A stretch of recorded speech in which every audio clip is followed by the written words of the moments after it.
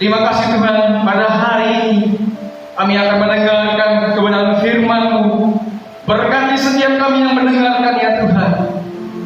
Berikan kami hati, telinga sebagai seorang murid ya Tuhan, sehingga apapun yang Engkau sampaikan kepada kami boleh tunduk, kami boleh diam, kami boleh meresapi kebenaran firman-Mu ini ya Tuhan, sehingga firman-Mu ini menjadi benih yang subur dan akan bertumbuh dan berbuah di dalam kehidupan kami ya Tuhan. Berkati hamba-Mu yang akan menyampaikan kebenaran-Mu ya Tuhan. Biarlah keterbatasan hamba-Mu ini Tuhan Kau pakai, Kau pergunakan menjadi alat-Mu ya Bapa, untuk menyampaikan kebenaran firman-Mu ini ya Tuhan. Terima kasih Bapa, berkati setiap kami. Hanya di dalam nama Yesus kami berdoa dan mengucap syukur. Haleluya. Sama-sama kita katakan amin ya. Tuhan Yesus berkati kita semua Bapak Ibu.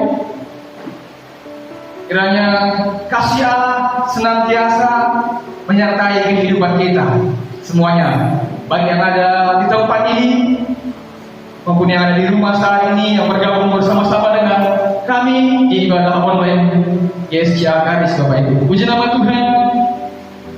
Kita bersyukur, kita patut bersyukur Bapak Ibu. Karena apa? Karena Tuhan kita senantiasa menyertai kita di dalam kehidupan kita. Oleh karena itu, hari ini Bapak Ibu, saya akan menyampaikan kebenaran firman Tuhan kepada setiap kita. Sama seperti lagu yang baru saja kita nyanyikan Bapak Ibu. Dengan apa akan kubalas segala kebaikan-Mu ya Tuhan.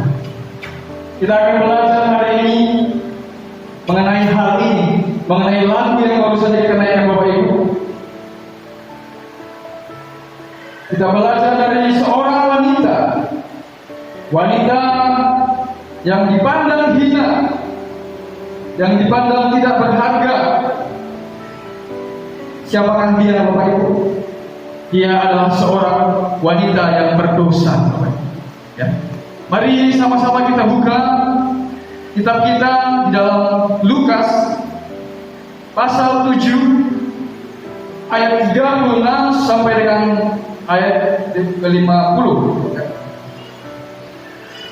Bapak Ibu yang di rumah boleh buka Alkitabnya. Mari kita sama-sama membaca kebenaran firman Tuhan ini, supaya kita tahu bersama-sama kisah apa yang sedang kita pelajari pada pagi hari ini Bapak Ibu ya. Perikopnya adalah Yesus diurapi oleh perempuan berdosa. Seorang Farisi mengundang Yesus untuk datang makan di rumahnya.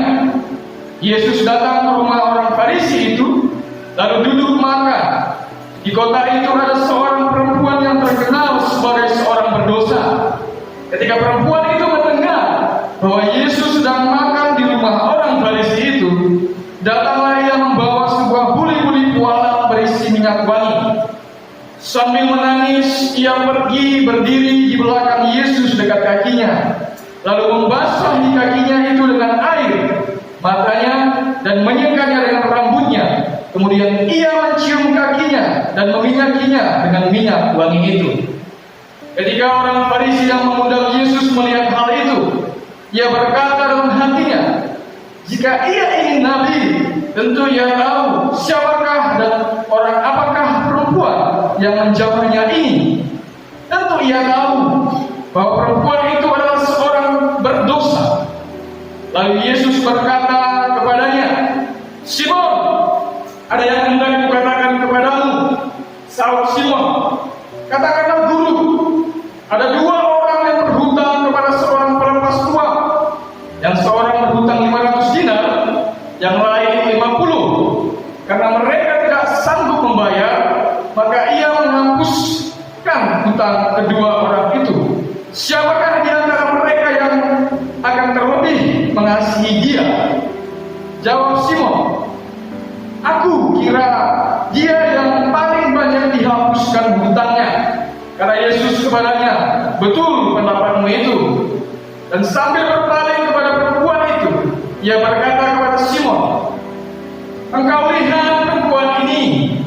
Aku masuk ke rumahmu, namun engkau tidak memberikan aku air untuk membasuh kakiku. Tetapi dia membasahi kakiku dengan air mata dan menyekanya dengan rambutnya. Engkau tidak mencium aku, tetapi sejak aku masuk, ia tiada henti-hentinya mencium kakiku. Engkau tidak meminyaki kepalaku dengan minyak, tetapi dia meminyaki kakiku dengan minyak wangi. Sebab itu aku berkata kepadamu, dosanya yang banyak itu telah diampuni, sebab ia telah banyak berbuat kasih. Tetapi orang yang sedikit diampuni, sedikit juga ia berbuat kasih." Lalu ia berkata kepada perempuan itu, "Dosamu telah diampuni." Dan mereka yang duduk makan bersama dia berpikir dalam hati mereka, "Siapakah ia ini sehingga ia dapat mengampuni dosa?" Tapi Yesus berkata kepada perempuan itu, "Imanmu telah menyelamatkan engkau. Pergilah dengan selamat." Haleluya Bapak Ibu ya. Tema kita hari ini adalah si pendosa yang berharap anugerah. Kita belajar dari perempuan yang mengurapi Yesus, yaitu perempuan yang berdosa Bapak Ibu. Bapak Ibu, di dalam kehidupan kita terkadang merasa bahwa kita adalah orang-orang yang tidak layak di hadapan Tuhan. Kadang-kadang datang sebuah intimidasi kepada kita, ya. Kita mengalami situasi di mana kita merasa kita nggak layak di hadapan Tuhan, sehingga membuat kita menjadi tidak mau untuk bersekutu dengan Tuhan. Karena apa? Karena kita rasa kita nggak layak. Kita sudah melakukan dosa. Apalagi kalau kita ingat dosa kita, mungkin mulai dari dosa besar sampai dosa-dosa kecil yang kita lakukan. Ya, sebenarnya kalau berbicara dengan dosa, ukurannya sama saja Bapak Ibu. Yang namanya dosa adalah tetap dosa, ya. Tidak ada kecil besar. Ya. Tapi itu yang sedang kita rasakan. Ya. Kita merasa, Tuhan, aduh, saya seperti nggak layak untuk beribadah. Saya seperti tidak ada damai ketika saya datang ingin bersekutu, ingin memuji Tuhan, ingin beribadah, ingin pergi ke gereja, ingin pergi ke persekutuan. Tuhan, saya merasa tidak layak Tuhan. Saya ini orang yang berdosa. Kadang-kadang Bapak Ibu, intimidasi seperti ini seringkali datang dalam kehidupan kita. Apakah ini benar Bapak Ibu? Apakah pemikiran seperti ini harus terus kita pertahankan? Ini adalah sebuah pemikiran yang saya katakan adalah pemikiran yang salah, Bapak Ibu. Pemikiran yang tidak benar, yang tidak sesuai dengan kebenaran firman Tuhan. Itu berasal daripada si iblis yang berusaha mengintimidasi kita, sehingga kita tidak mau bersekutu dengan Tuhan, sehingga kita jauh daripada Tuhan, Bapak Ibu. Jadi kita harus ingat, kita harus camkan dalam hati kita, ketika kita jatuh dalam dosa, ketika kita adalah orang-orang yang berdosa, Tuhan selalu menyediakan anugerahnya bagi setiap kita, Bapak Ibu. Jadi mari kita singkirkan pikiran-pikiran seperti itu. Sehingga apa? Sehingga kita bisa terus bersekutu dengan Tuhan. Tuhan tidak melihat seberapa besar kerohanian Bapak Ibu. Tuhan tidak melihat bagaimana Bapak Ibu luar biasa memuji nama Tuhan. Tapi Tuhan melihat kesungguhan hati Bapak Ibu datang kepada Tuhan. Anugerah Tuhan tersedia kepada siapa saja Bapak Ibu. Kita belajar bahwa perempuan berdosa sekalipun Tuhan membuka tangannya, mengizinkan dia mengurapinya, Bapak Ibu. Kita akan belajar dari perempuan berdosa ini, Bapak Ibu. Ya. Sebelum kita pergi ke sana, saya akan bacakan dalam Yohanes 3 ayat 16 bahwa anugerah Allah adalah anugerah yang tidak memandang rupa. Dalam Yohanes 3 ayat 16 dikatakan demikian firman Tuhan, karena begitu besar kasih Allah akan dunia ini, sehingga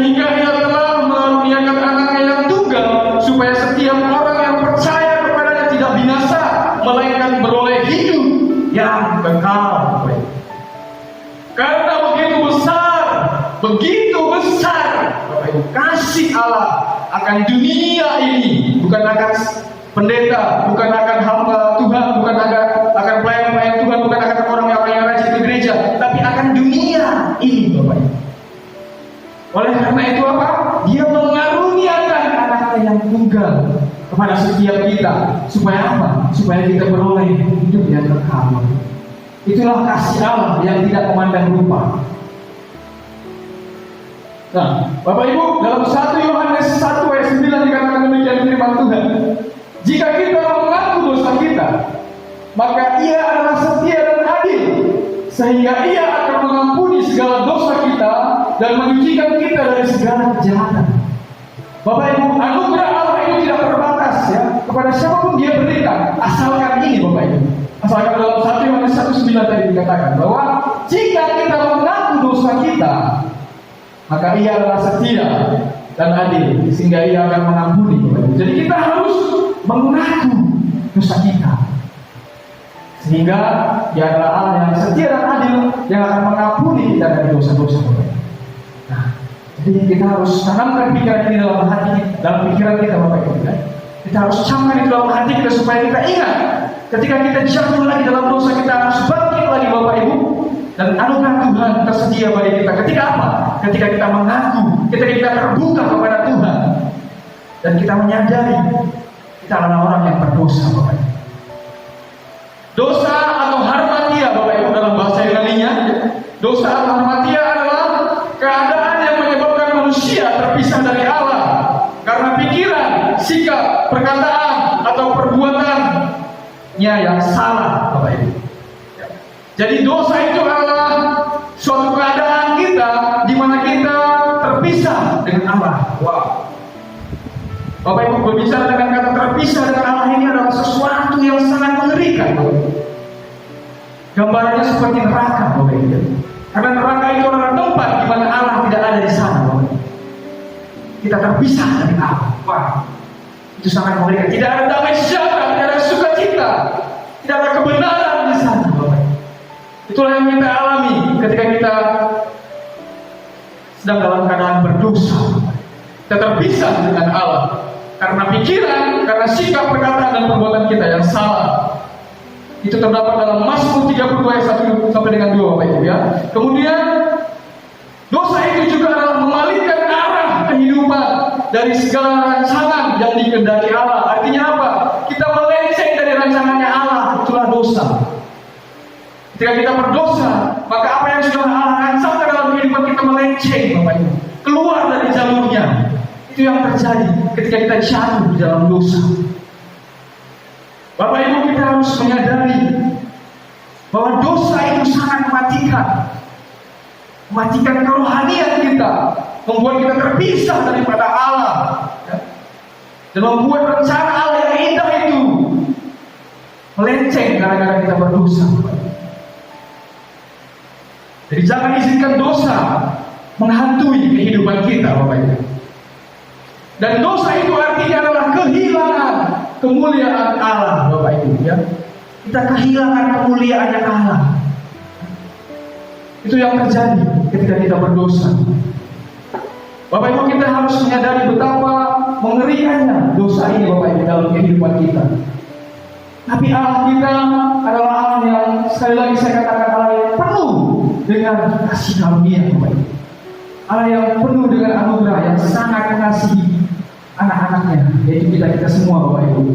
Nah, oleh karena itu ada gambaran yang akan saya tampilkan di dalam slide Bapak Ibu ya. Di antara sebelah kiri kita lihat ada manusia yang berdosa ya, sinful, manusia yang berdosa.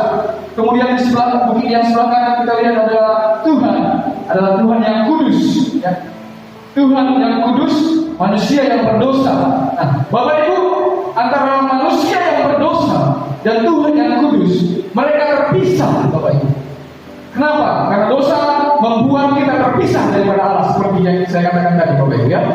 Dosa itu membuat kita terpisah daripada Allah.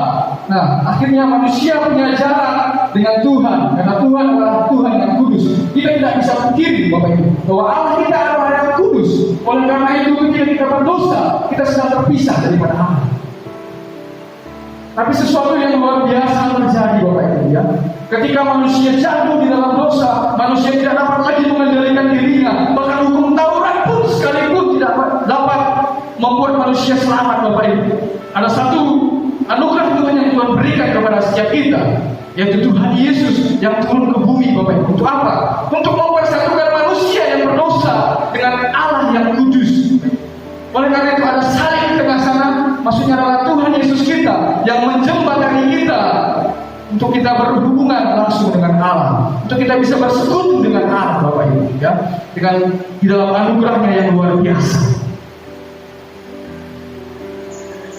Itulah yang kita terima ketika kita apa? Ketika kita mengaku dosa kita kepada Tuhan, kita percaya pada Yesus sebagai Tuhan dan Juru Selamat kita, Bapak Ibu. Hanya dengan mengaku kita percaya dan juga kita mengaku kesalahan kita, dosa-dosa kita, maka kita bisa bersatu dengan Allah, bersekutu dengan Tuhan, Bapak Ibu. Ya, itu yang bisa kita lakukan. Bahwa anugerah Tuhan saja, yaitu Tuhan Yesus Kristus yang turun ke dunia, yang membuat kita bisa bersekutu dengan Allah kita yang kudus, Bapak. Kalau di dalam kuliah kami pelajari, Bapak Ibu, ada dosen saya yang bernama Ibu Sarah, ya, Ibu Sarah Sapan pernah mengajarkan bahwa ketika kita bertemu dengan Allah, kita adalah orang yang berdosa. Allah bukan sedang melihat kita sebagai orang yang berdosa, tapi kita sedang mengenakan jubahnya Kristus. Jadi waktu Allah melihat kita, Allah melihat Kristus di dalam diri kita, Bapak.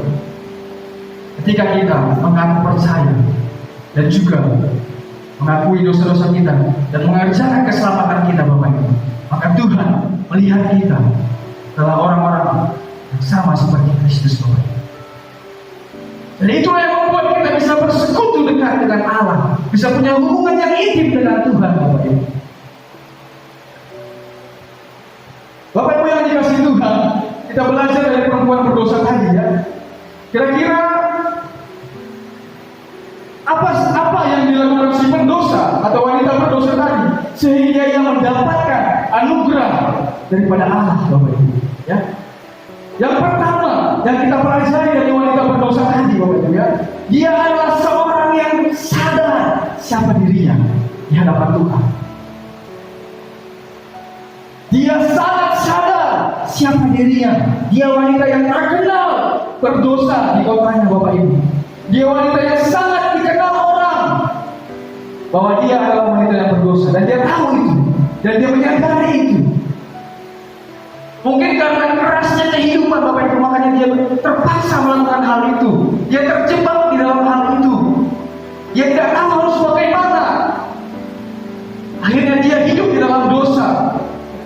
Kemungkinan dia adalah seorang pelacur, Bapak Ibu. Jadi hal ini membuat dia tidak dapat bahagia. Dia tidak merasakan damai sejahtera di dalam Tuhan. Karena apa? Karena dia hidup di dalam dosa. Karena dosa membuatnya terpisah daripada Allah. Itulah yang dialami wanita berdosa ini, ya, ketika dia belum ketemu dengan Yesus. Bahkan uang yang dia dapat pun, berkat yang dia dapat pun, dia tidak bisa nikmati, Bapak Ibu. Karena apa? Karena uang yang dia dapat pun adalah dari uang yang berdosa. Jadi kita bayangkan bagaimana kehidupan wanita yang berdosa ini, Bapak Ibu. Dia sangat menderita secara batin, karena dia tidak bisa mengalami damai sejahtera yang sejati, yang berasal daripada Allah, Bapak Ibu. Dia sangat menyadari siapa dirinya. Bapak Ibu, kalau kita bandingkan, ya, antara si pendosa dan juga Simon yang pemilik rumah ini, yang di dalam kisah tadi, Bapak Ibu, adalah seorang Farisi, ya. Si pendosa ini sangat menyadari siapa dirinya. Oleh karena itu dia datang kepada Sang Juru Selamat itu, kepada Tuhan. Dengan apa? Dia mengurapi kakinya Yesus, Bapak Ibu, bahkan menyekanya dengan rambutnya, artinya mengalap-alap kakinya dengan rambutnya. Dia menuangkan minyak yang wangi. Dia sedang melakukan apa, Bapak Ibu? Dia sedang melakukan sebuah adat, ya, adat Yahudi dalam menerima tamu, Bapak Ibu. Tapi kalau kita lihat si Simon, dia malah tidak melakukan hal yang seperti itu. Padahal dia adalah pemilik rumah. Seharusnya dia yang menyambut Yesus dengan baik, dengan membasuh kakinya Yesus. Tapi Simon tidak melakukannya, Bapak Ibu. Simon mengabaikan budaya tersebut. Malahan Simon mengejek, menghina si perempuan berdosa ini, bahkan menghina juga Tuhan Yesus dengan mengatakan tadi, Bapak Ibu, jika ia ini nabi, tentu ia tahu siapakah dan orang apakah perempuan yang menjamahnya ini. Tentu ia tahu bahwa perempuan ini adalah seorang yang berdosa. Dalam budaya Yahudi, Bapak Ibu, seorang berdosa dilarang menyentuh seorang nabi. Jadi Simon memperkarakan hal tersebut, Bapak Ibu. Artinya dia sedang menyalahkan bahwa Tuhan Yesus sedang melanggar budaya Yahudi, dan wanita berdosa ini juga sedang melanggar budaya Yahudi. Tapi satu hal yang dia lupa, Bapak Ibu, dia sibuk dengan menilai orang lain, dia sibuk dengan mengejek orang lain. Dia lupa satu hal, dia lupa menyambut Yesus dengan baik sebagai tamunya di rumahnya, Bapak Ibu. Seharusnya dia basuh kakinya, tapi dia lupakan itu. Malah perempuan berdosa tadi yang melakukannya, Bapak Ibu. Ya. Jadi Tuhan menegur hal itu kepada Simon supaya Simon mengerti apa kesalahannya, Bapak Ibu. Nah, seorang perempuan berdosa tadi, Bapak Ibu, dia tahu diri, dia sadar diri, ya, sehingga dia bisa menerima anugerah Allah itu dalam kehidupannya, Bapak Ibu. Dalam 1 Timotius 1 ayat 15, ya, Paulus pernah berkata seperti ini. Perkataan ini benar dan patut diterima sepenuhnya. Kristus Yesus datang ke dunia untuk menyelamatkan orang berdosa, dan di antara mereka akulah yang paling berdosa. Paulus mengatakan akulah di antara mereka yang paling berdosa. Artinya apa, Bapak Ibu? Paulus menyadari bahwa dia adalah orang yang sangat berdosa di hadapan Tuhan. Kesadaran diri ini sangat diperlukan dalam kekristenan, Bapak Ibu. Kita sadar siapa diri kita di hadapan Tuhan kita. Kita menyadari bahwa kita adalah orang yang berdosa, yang seharusnya tidak layak di hadapan Tuhan, tapi karena anugerah Tuhan kita dilayakkan, Bapak Ibu. Tapi kita harus sadar siapa kita di hadapan Tuhan, seperti yang Paulus lakukan di dalam kehidupannya, Bapak Ibu. Dia rasul yang luar biasa dipakai Tuhan. Dia rasul yang hebat, yang mendirikan beberapa gereja yang luar biasa. Tapi dia tidak sombong. Dia tidak megahkan dirinya, tapi dia sadar bahwa semua itu karena anugerah Tuhan dalam kehidupannya, Bapak Ibu. Waktu Paulus mengatakan hal ini, Bapak Ibu, waktu Paulus berkata, akulah orang yang paling berdosa. Mungkin pada waktu itu dia ingat bagaimana dulu kesalahan yang dia lakukan. Dia membunuh orang-orang Kristen. Dia kira itu adalah perbuatan yang benar, tapi ternyata itu adalah perbuatan yang sangat menjijikkan, sangat salah di hadapan Tuhan. Mungkin waktu itu dia ingat, aku ini adalah sampah Tuhan. Bapak Ibu, kesadaran diri sangat diperlukan dalam kehidupan kita, Bapak Ibu. Supaya apa? Supaya kita tidak memegahkan diri dan tidak menyombongkan diri kita, Bapak Ibu. Karena ada orang-orang sekarang, orang percaya,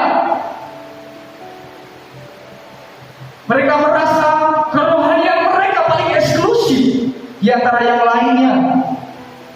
Ini yang paling berbahaya Bapak Ibu. Ketika kita menjadi sombong rohani di dalam kehidupan kita. Bukan hanya sombong rohani, mungkin kita sombong dengan kemampuan-kemampuan, dengan kehebatan, kekayaan yang kita miliki. Ingatlah satu hal Bapak Ibu, bahwa semua itu yang kita terima karena apa? Karena anugerah Tuhan dalam kehidupan kita Bapak Ibu. Haleluya Bapak Ibu. Kiranya kita menyadari hal ini. Kiranya kita boleh menjadi orang-orang yang rendah hati, orang-orang yang menyadari diri kita terus di hadapan Tuhan, sehingga kita terus merasa, Tuhan, tanpamu aku tidak ada apa-apanya. Tanpamu siapakah aku ini ya Tuhan? Ada lagu yang berkata, siapakah aku ini Tuhan? Jadi biji matamu, dengan apa kan ku balas Tuhan selain puji dan sembah. Bapak Ibu, ketika kita mengatakan hal ini kepada Tuhan, pujian ini kepada Tuhan, artinya kita sedang menyadari bahwa karena Tuhan lah semua bisa kita dapat, bisa kita raih dalam kehidupan kita ini. Haleluya Bapak Ibu, kemuliaan bagi nama Tuhan kita. Bapak Ibu, kesadaran diri adalah kemampuan untuk mengetahui, menyadari, serta memonitor inner world atau dunia internal kita. Ya. Daniel Goleman yang mengatakan ini Bapak Ibu. Ya. Dia berkata bahwa hanya kesadaran diri adalah kemampuan untuk mengetahui, menyadari, serta memonitor dunia internal kita. Artinya kalau kita sadar diri, kita bisa menguasai, ya, menguasai dan menyadari serta memonitor kehidupan kita Bapak Ibu, sehingga kita tidak melenceng, sehingga kita tetap berada di dalam jalurnya Tuhan. Itu artinya sadar diri. Kita mengawasi terus kehidupan kita, kita yang mengatur kehidupan kita, ya. Kita yang mengontrol kehidupan kita dengan pertolongan Tuhan. Nah, itu namanya kesadaran diri. Kita belajar bahwa seperti perempuan yang berdosa, seperti yang Paulus katakan, bahwa sadar diri itu sangat penting. Jadi ingat, mari tanam ke dalam hati kita, mari katakan sama-sama dengan saya, sadar diri. Haleluya Bapak Ibu, ya. Itulah yang bisa membuat kita mendapatkan anugerah daripada Tuhan Bapak Ibu.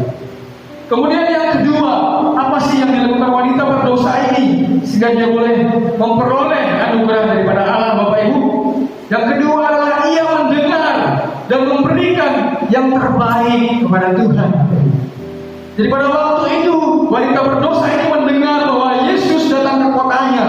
Dia mendengar, kemudian dia langsung pergi memberikan yang terbaik yang dia punya untuk Tuhan Bapak Ibu.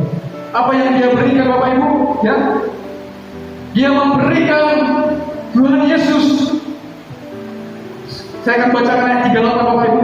Sambil menangis ia pergi, berdiri di belakang Yesus dekat kakinya, lalu membasahi kakinya itu dengan air matanya. Bapak Ibu, air mata adalah sesuatu yang sangat berharga yang kita miliki. Ketika air mata ini tertumpah, berarti ada sesuatu yang sangat berharga yang kita keluarkan dari air mata kita itu, Bapak. Kecuali air mata buaya, Bapak Ibu, ya. Kalau air mata buaya, itu namanya kebohongan, ya. Nah, Bapak Ibu, air mata itu adalah sesuatu yang berharga. Itu yang wanita ini berikan kepada Tuhan Yesus. Dia menangis sambil mengeluarkan air matanya, Bapak Ibu, karena dia tahu dia adalah seorang yang berdosa. Kemudian Bapak Ibu, dia menyekanya dengan rambutnya. Bapak Ibu, rambut kita ini adalah sesuatu yang berharga. Ada yang bilang bahwa rambut adalah mahkota. Mahkota Makanya kalau kita lihat ada seseorang ya atau seorang wanita yang rambutnya agak-agak tidak lurus gitu ya, atau kriwil-kriwil gitu atau keriting ya, pasti yang dia lakukan apa? Smoothing, ya. Smoothing. Ya smoothing supaya apa? Supaya kriwil tadi, supaya nampak indah, diluruskan. Nah, itu yang orang-orang lakukan. Karena apa? Karena rambut itu adalah mahkota. Jadi bayangkan Bapak Ibu, rambut wanita ini dia berikan untuk Tuhan menyekat kakinya, kaki Bapak Ibu ya, bukan tangannya ya, tapi kakinya, tempat orang menginjak-injakkan tanah, kotoran segala macam, tapi dia berikan itu untuk Tuhan, sesuatu yang berharga yang dia miliki. Bukan hanya itu, bahkan dia berikan minyak wangi yang paling mahal pada zaman itu Bapak Ibu. Dia berikan untuk Tuhan untuk meminyaki kakinya Bapak. Jadi satu hal ini kita pelajari Bapak Ibu, bahwa di dalam mengikut Kristus ya, untuk mendapatkan kasih karunia Tuhan itu kita harus benar-benar memberikan yang terbaik dalam kehidupan kita. Memberikan apa sih yang terbaik dari kehidupan kita? Kita berikan untuk Tuhan kita. Bapak Ibu, apa sih yang terbaik yang kita miliki di dalam kehidupan ini? Apa yang terbaik yang kita miliki? Coba Bapak Ibu renungkan, tanyakan itu dalam diri Bapak Ibu. Apa yang terbaik yang saya miliki? Apakah uang? Ataukah harta kita, tanah kita, dan lain sebagainya Bapak Ibu? Saya mau katakan hari ini Bapak Ibu, bahwa yang terbaik yang kita miliki adalah apa? Hidup kita.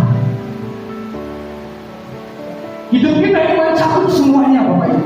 Harta kita, anak-anak kita, keluarga dari semua apa yang kita punya. Itulah yang terbaik yang kita miliki, yang bisa kita berikan untuk Tuhan. Jadi jangan ragu-ragu, jangan perhitungan dengan Tuhan. Jangan perhitungan dengan Tuhan. Berikan yang terbaik, apa yang bisa kita berikan untuk Tuhan di dalam gereja kita mungkin, ya. Di dalam ibadah-ibadah kita, persekutuan-persekutuan kita, waktu kita juga masih kita berikan kepada Tuhan. Seberapa pun itu, mari kita berikan waktu kita untuk Tuhan. Bapak Ibu, mungkin Bapak Ibu sibuk dengan pekerjaan-pekerjaan ya. Jangan lupakan satu hal Bapak Ibu. Berikan waktu Bapak Ibu untuk Tuhan. Karena itu adalah yang berharga. Apa yang berharga yang kita punya, itulah yang bisa kita berikan untuk Tuhan. Itulah yang terbaik Bapak Ibu. Untuk hidup kita ini, kita harus serahkan kepada Tuhan. Kalau kita melihat ada kebutuhan di gereja kita, kalau kita melihat ada orang-orang yang ingin dilayani, ada orang-orang yang membutuhkan kebenaran Injil, ada orang-orang yang sedang terpuruk, Bapak Ibu, mari kita layani, mari kita berikan yang terbaik Bapak Ibu. Karena hanya itu yang bisa kita berikan untuk Tuhan. Hidup kita, tidak ada yang lain. Bapak Ibu, kita harus belajar memberikan yang terbaik untuk Tuhan. Karena apa Bapak Ibu? Karena Tuhan juga berikan yang terbaik untuk kita. Tuhan berikan apa yang terbaik yang Dia punya, yaitu anaknya sendiri yang tunggal, Dia berikan untuk kita. Karena Dia sangat mengasihi kita Bapak Ibu. Nah, kalau kita mengasihi Tuhan, kita katakan saya adalah orang yang mengasihi Tuhan, maka buktinya adalah kita memberikan yang terbaik, memberikan hidup kita bagi Tuhan. Haleluya. Mari kita renungkan ini di dalam kehidupan kita. Apakah benar saya hari ini sudah memberikan yang terbaik untuk Tuhan? Atau saya masih setengah-setengah hati saya beribadah kepada Tuhan, saya membantu di dalam pelayanan-pelayanan gerejawi, saya menolong orang lain, apakah masih setengah-setengah hati? Ya itu harus menjadi sebuah pertanyaan dalam kehidupan kita. Supaya apa? Supaya kita tidak tanggung-tanggung merasakan anugerah Tuhan dalam kehidupan kita. Haleluya Bapak Ibu ya. Mari jangan perhitungan dengan Tuhan Bapak Ibu. Karena Tuhan tidak pernah perhitungan dengan kita. Haleluya. Yang ketiga Bapak Ibu, ya, kita belajar dari wanita berdosa ini, ya. Apa yang membuat dia bisa mendapatkan anugerah itu? Anugerah pengampunan itu daripada Tuhan. Dia fokus kepada Tuhan.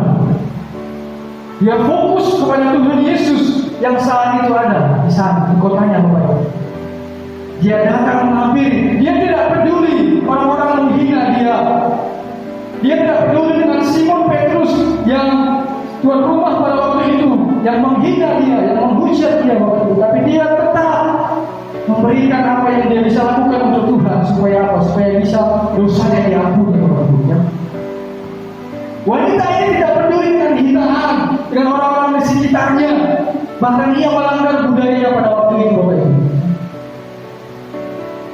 Karena satu hal yang dia inginkan, yaitu anugerah Tuhan, anugerah pengampunan itu Bapak Ibu. Bapak Ibu, di dalam kehidupan kita, ya, kita juga harus fokus pada Tuhan. Karena apa?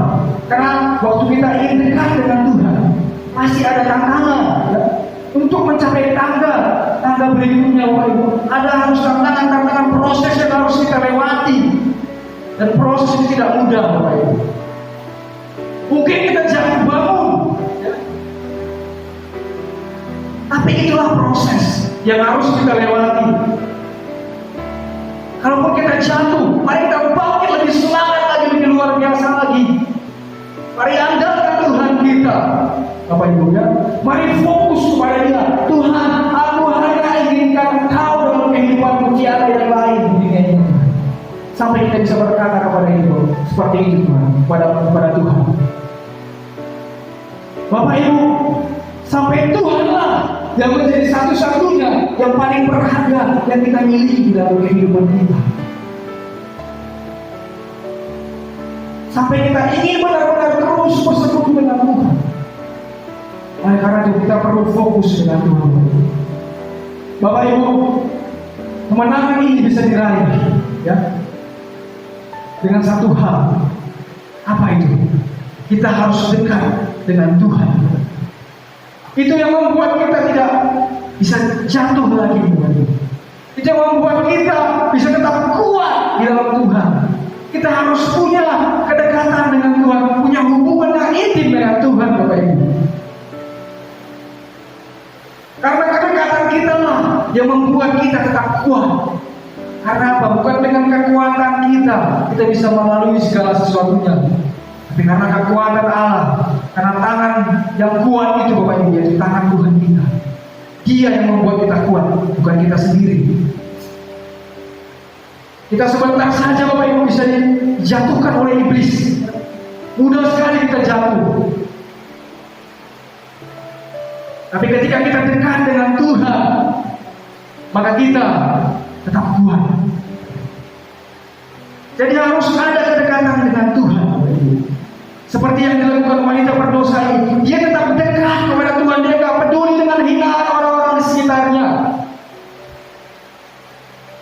Tapi dia mau tetap dekat dengan Tuhan. Dia menyekat kakinya, dia mau tetap dekat Tuhan sampai dia mendapatkan anugerah ini. Kita juga mari dekat terus dengan Tuhan. Caranya gimana? Gampang. Bersekutulah terus dengan Tuhan. Bangunlah mesbah-mesbah kita di rumah. Jangan sampai bolong-bolong, Ibu. Karena ketika kita tidak bangun mesbah kita di rumah, tidak bangun persekutuan kita di rumah, kita biarkan anak-anak kita tidak berdoa, kita biarkan anak-anak kita tidak punya hubungan dengan Tuhan, kita biarkan diri kita tidak punya hubungan dengan Tuhan, istri kita, suami kita tidak punya hubungan dengan Tuhan, maka iblislah yang menjadi penguasa di dalam keluarga kita, Bapak. Tapi ketika kita menjadi orang-orang yang terus ingin membangun mesbah dengan Tuhan, yang punya persekutuan yang baik dengan Tuhan, seperti yang Ayub lakukan Bapak Ibu. Dia adalah seorang yang saleh. Dia terus membangun persekutuan dengan Tuhan.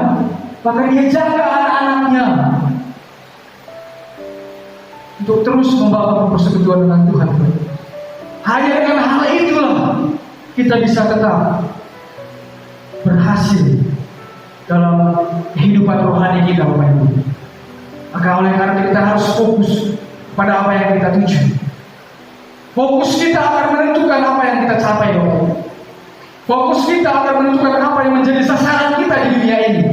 Kalau fokus kita adalah mamon, adalah kekayaan, adalah harta duniawi, maka harta duniawi yang menjadi Tuhan, Bapak Ibu. Tapi kalau fokus kita adalah Tuhan, maka dialah yang menjadi Allah yang sejati dalam hidup kita, yang memimpin kita, Bapak Ibu. Puji nama Tuhan, Bapak Ibu, ya. Itulah yang harus kita pelajari, bahwa kita harus fokus dengan Tuhan. David telah mengatakan seperti ini, Bapak Ibu. Kita sadar bahwa kita diselamatkan bukan hanya untuk diampuni dari dosa atau diberi jaminan kekal di surga, tapi kita diselamatkan untuk mengenal Allah. Maka kita pun memiliki hasrat akan Dia. Kita begitu mengingininya sampai-sampai kita meninggalkan segala sesuatu supaya dapat mengalami Dia. Bapak Ibu, ketika kita diselamatkan dari dosa, kita mendapatkan anugerah itu dari Tuhan kita, Bapak Ibu, maka seharusnya kita memiliki hasrat akan Dia. Kita selalu menginginkan Tuhan dalam kehidupan kita, dan kita ingin terus mengalami Dia. Itulah yang benar, yang seharusnya terjadi dalam kehidupan kita ketika dosa kita diampuni, ketika kita mendapatkan anugerah Tuhan dalam hidup kita, Bapak Ibu. Oswald Chambers pernah mengatakan hal seperti ini, Bapak Ibu, ya. Anugerah Allah adalah mutlak dan tak terbatas, dan karya keselamatan melalui Yesus itu sempurna dan telah diselesaikan untuk selamanya. Keselamatan itu sekekal tahta Allah, namun saya harus berusaha mengerjakan keselamatan itu. Dalam Filipi 2 ayat 12, ya. Berarti saya bertanggung jawab untuk menggunakan apa yang telah Dia berikan kepada saya. Saya harus menyatakan kehidupan Yesus dalam kehidupan saya. Kalau kita diselamatkan, Bapak Ibu, maka kerjakanlah keselamatan kita. Kita harus menyatakan kehidupan Yesus di dalam kehidupan kita, Bapak Ibu. Haleluya. Puji nama Tuhan, Bapak Ibu.